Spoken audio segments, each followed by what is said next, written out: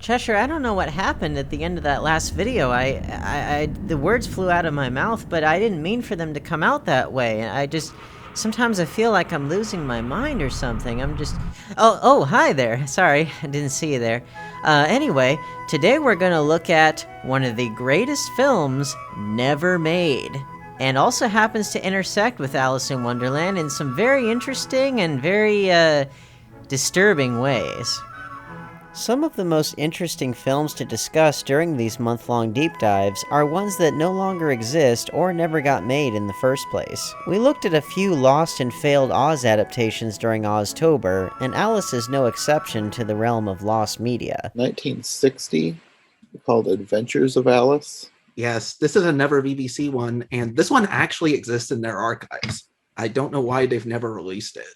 As previously mentioned, Walt Disney had a few failed attempts to adapt the story to the big screen, including a particularly dark and messed up version that was rejected for being too disturbing. But that's not the version we're looking at today. No. What we're looking at today would have been the feature film directorial debut of everyone's favorite family-friendly icon, Marilyn Manson. Can you see the difference? I can't. Born Brian Hugh Warner, Manson achieved infamy in the mid-90s as the eponymous frontman for arguably the most controversial metal band of all time. The self-proclaimed Antichrist superstar did everything possible to upset the religious right with his particular blend of shock rock and industrial metal. Parents hated and feared him, while the disaffected Generation X youth loved him. Mr. Manson, may I call you Mr. Manson? You sure?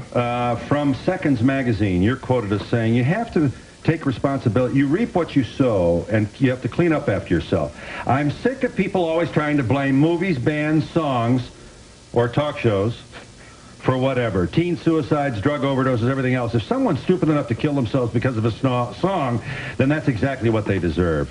They weren't contributing anything to society. It's one less effing idiot in the world. There's too many people. If more people killed themselves over music, it wouldn't disappoint me.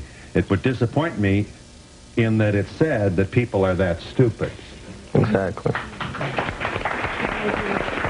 But after Eric Harris and Dylan Klebold committed the Columbine High School massacre in 1999, Manson was blamed by politicians and the media for allegedly inspiring the perpetrators. This is perhaps the sickest group ever promoted by a mainstream record company. If Marilyn Manson can walk into our town and promote hate, violence, suicide, death, drug use, and Columbine-like behavior, I can say, not without a fight you can't. Even though, as it turned out, Harris and Klebold actually disliked Manson's music. But the damage was done, and Manson took the media backlash very personally. His musical output and reputation would never be the same. In the decades that followed, Manson slipped further and further into alcoholism and drug abuse. His marriage to Dita Von Teese fell apart and sent him into a deep depression. During this period, Manson was thinking about quitting music altogether and transitioning entirely to painting and filmmaking. He had entered into a relationship with then up-and-coming actress Evan Rachel Wood, who was supposed to star in what would have been his directorial debut, a film called Phantasmagoria, The Visions of Lewis Carroll. According to Manson, the film was going to be an experimental psychological horror film about the Jekyll and Hyde personality of Lewis Carroll, the creation of Alice in Wonderland, and his other poems such as Phantasmagoria. It would have fully explored the dark aspects of Lewis Carroll as a person, using him as a representation of Manson's own struggles with his many, many demons. I think it just came out of me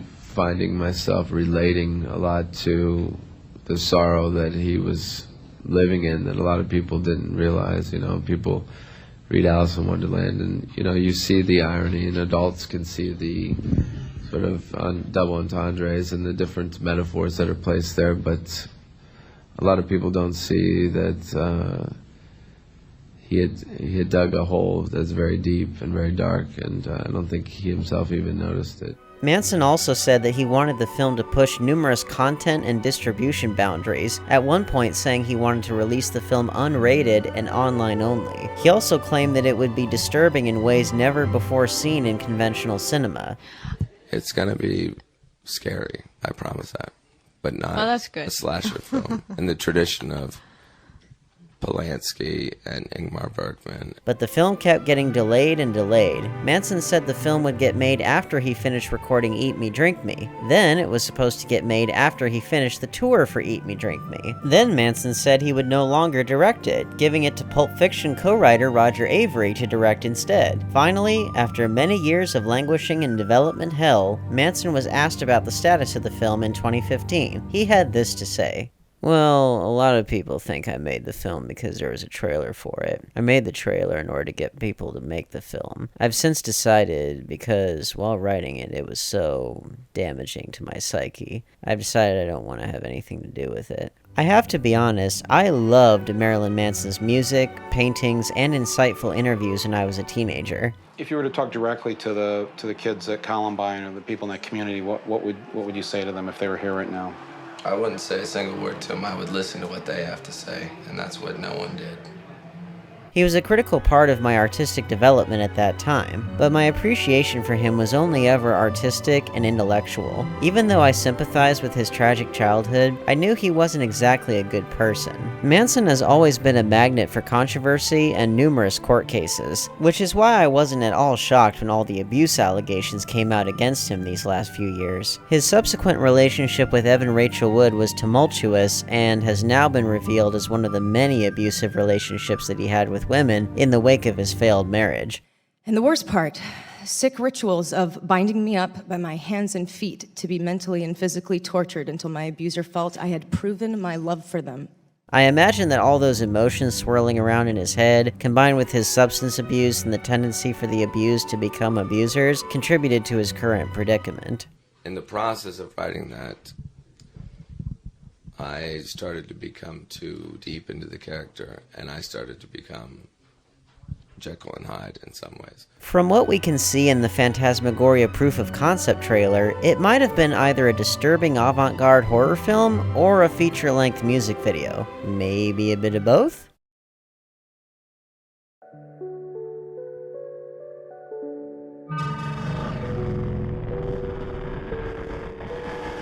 Sleep of reason produces monsters.